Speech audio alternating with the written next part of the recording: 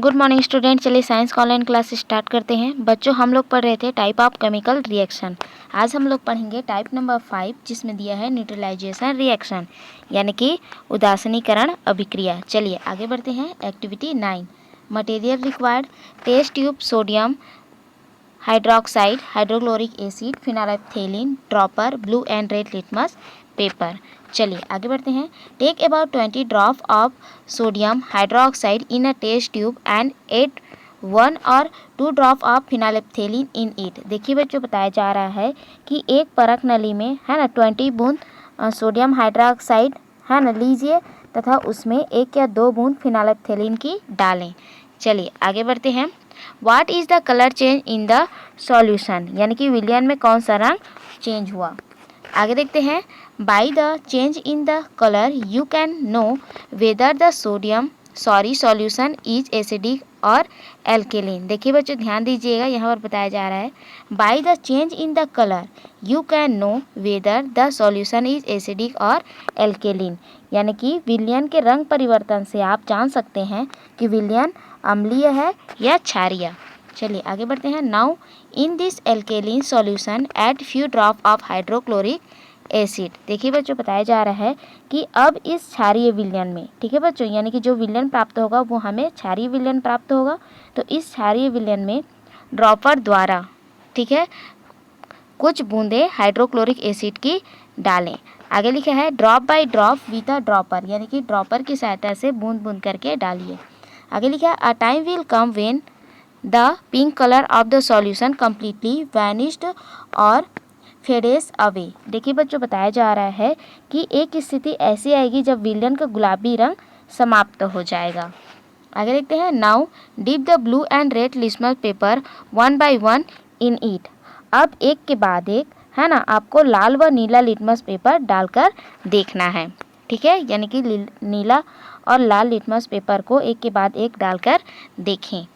आगे लिखा है such reaction between an acid and an alkali producing a salt and water is known as neutralisation reaction. देखिए बच्चों, बताया जा रहा है कि इस प्रकार अम्ल व क्षार की आपसी क्रिया से, ठीक है बच्चों, ध्यान दीजिएगा, इस प्रकार जो एसिड है ना, यानी कि अम्ल है, और जो एल्केली है यानी कि क्षार की आपसी क्रिया से साल्ट तथा वाटर, ठीक है, यानी कि साल्ट तथा वाटर का बनना उदासीनीकरण अभिक्रिया कहलाता है, ठीक है, न्यूट्रलाइजेशन रिएक्शन कहलाता है।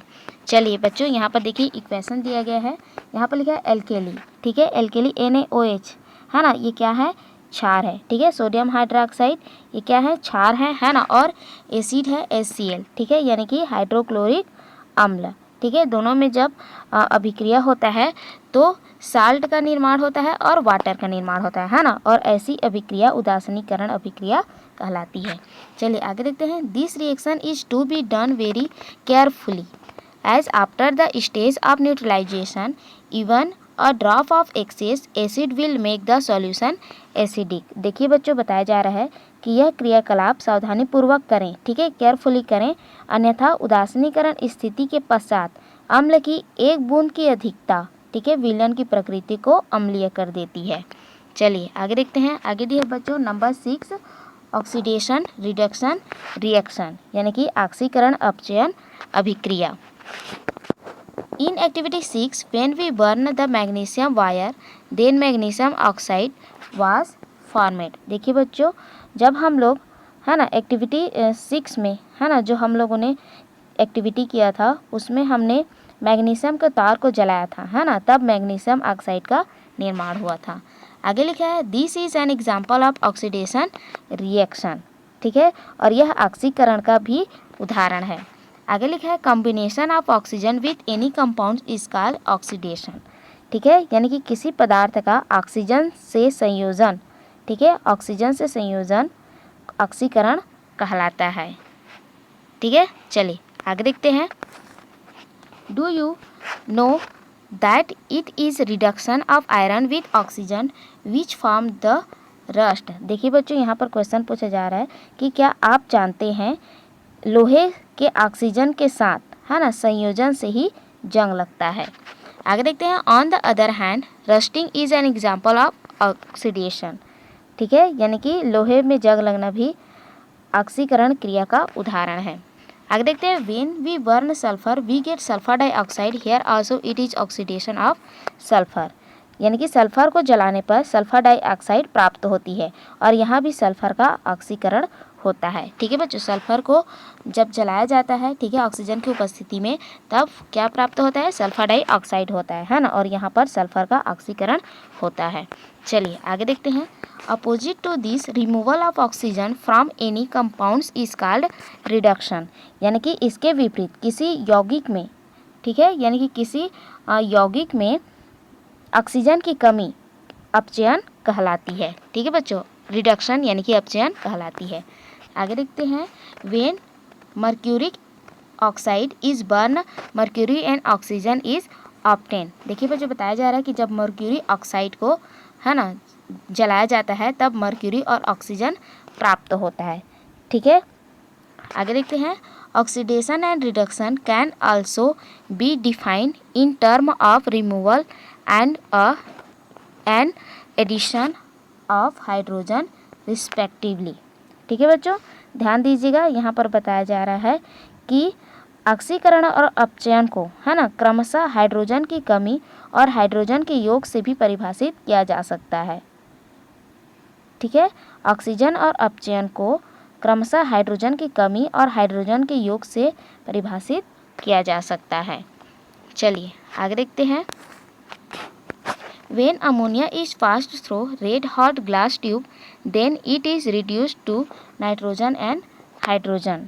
ठीक है, यानी कि जब अमोनिया को तप्त कांच की नली में प्रवाहित किया जाता है तब वह अपघटित होकर नाइट्रोजन तथा हाइड्रोजन बनती है। ठीक है बच्चों, यहाँ पर इक्वेशंस के द्वारा समझाया गया है कि जो अमोनिया होता है ना, उसको जब आप रेड हॉट ग्लास ट्यूब से, है ना, पास करते हैं यानी कि गुजारते हैं, तो नाइट्रोजन और हाइड्रोजन प्राप्त होता है। आगे देखते हैं, here hydrogen has been removed from ammonia so ammonia has been oxidise. ठीक है, यानी कि यहाँ पर, है ना, इस अभिक्रिया में अमोनिया से हाइड्रोजन अलग हो रही है, अतः यहाँ अमोनिया का ऑक्सीकरण हुआ है। ठीक है बच्चों, समझ में आया, इस अभिक्रिया में अमोनिया से हाइड्रोजन अलग हो गई है, अतः यहाँ अमोनिया का ऑक्सीकरण हुआ है। चलिए आगे देखते हैं, come let us see the making of hydrochloric acid from hydrogen and chlorine. ठीक है, आइए अब हाइड्रोजन तथा क्लोरीन द्वारा हाइड्रोक्लोरिक अम्ल के बनने पर विचार करें। देखिए बच्चों, जो हाइड्रोजन है ना और क्लोरीन, है ना, दोनों के संयोजन से क्या बनता है, हाइड्रोक्लोरिक एसिड बनता है। आगे लिखे है, here chlorine has combined with hydrogen so chlorine has been reduced. यानी कि इस अभिक्रिया में क्लोरीन से हाइड्रोजन का योग हुआ है। ठीक है, हाइड्रोजन से योग हुआ है और आगे लिखा है, अतः यहाँ क्लोरीन का अपचयन हुआ है। ठीक है बच्चों, समझ में आया, यानी कि इस अभिक्रिया में क्लोरीन से हाइड्रोजन का योग हुआ है ना, तो यह, है ना, यह जो अभिक्रिया है वो क्या होगा, अपचयन। ठीक है, यानी कि यहाँ क्लोरीन का अपचयन हुआ है। चलिए आगे देखते हैं, oxidation and reduction reaction goes on, यहाँ पर लिखा है simultaneously when one reactant is oxidised the other is reduce, such reaction are called redox reaction. देखिए बच्चों, ध्यान दीजिएगा, यहाँ पर बताया जा रहा है कि ऑक्सीकरण और अपचयन अभिक्रिया साथ साथ होती है। आगे लिखा है, when one reactant is oxidise the other is reduce, यानी कि जब, है ना, रिएक्टेंट ऑक्सीडाइज होता है और दूसरा रिड्यूस होता है, तो ऐसी रिएक्शन को रेडॉक्स रिएक्शन कहा जाता है। चलिए आगे देखते हैं, एक्टिविटी 10 परफॉर्म्ड बाय टीचर। आगे देखते हैं, material required a piece of coal, red lead, split lamp and blow pipes. चलिए आगे देखते हैं, take a piece of coal, यानी कि कोयले का एक टुकड़ा लीजिए, make a small hole in it, और उसमें एक छोटा सा होल कीजिए, put some red lead in this hole, और इस होल पे, ठीक है, रेड लेड लेना है, लेड मीन्स होता है बच्चों शीशा। ठीक है, तो लाल शीशा लेनी है। आगे लिखा है विथ अ ब्लो पाइप, यानी कि ब्लो पाइप की सहायता से आपको उसमें एक रेड लेड लेनी है। आगे लिखा है direct the flame of the lamp toward the red lead. अब जो फ्लेम है ना, यानी कि लैम्प का जो फ्लेम है ना, वो जो रेड लेड है यानी कि लाल जो शीशा है उस पर सीधे पड़े। आगे देखते हैं you will see that the colour change from red to yellow. आप देखते हैं कि जो रेड कलर का लेड है यानी कि जो शीशा है वह येलो में परिवर्तित हो जाता है, ठीक है, उसका कलर चेंज हो जाता है। आगे देखते हैं continue blowing until you get a grey colour liquid, है ना, और यह प्रक्रिया आपको लगातार करनी है ना, जब तक कि जो आपका लेड है वह है ना ग्रे कलर का लिक्विड में प्राप्त ना हो जाए, ठीक है। यह क्रिया लगातार करनी है जब तक कि हम लोगों को ग्रे कलर का लिक्विड प्राप्त ना हो। आगे देखते हैं it will solidify on cooling, और इसको ठंडा करने पर, ठीक है, यानी कि जो ग्रे कलर का लिक्विड प्राप्त हुआ है उसको ठंडा करने पर यह सॉलिडिफाई हो जाता है यानी कि ठोस हो जाता है। और आगे लिखा है दिस इज लेड, और ये क्या है, लेड है।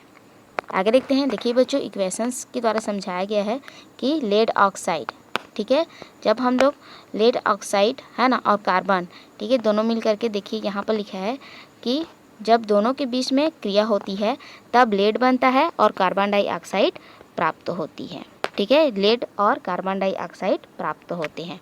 चलिए आगे देखते हैं इन दिस रिएक्शन, यानी कि इस अभिक्रिया में oxygen was lost from lead oxide, so we can say it was reduce and carbon combined with oxygen, so carbon was oxidized.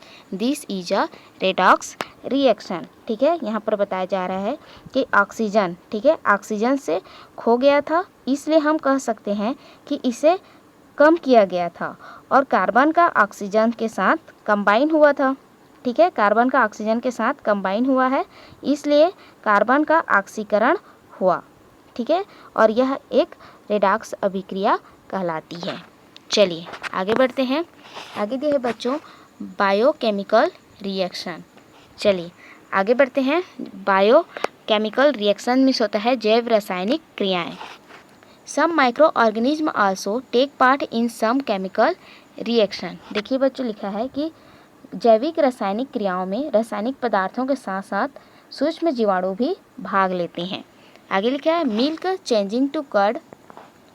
आगे लिखा है fermentation of batter for dosa, decaying of food, internal activities like digestion in man and other organism are example of biochemical reaction. यानी कि दही का जमना, डोसा बनाने के लिए भिगोए गए चावल और उड़द की दाल में, है ना, खमीर का उठना, ठीक है।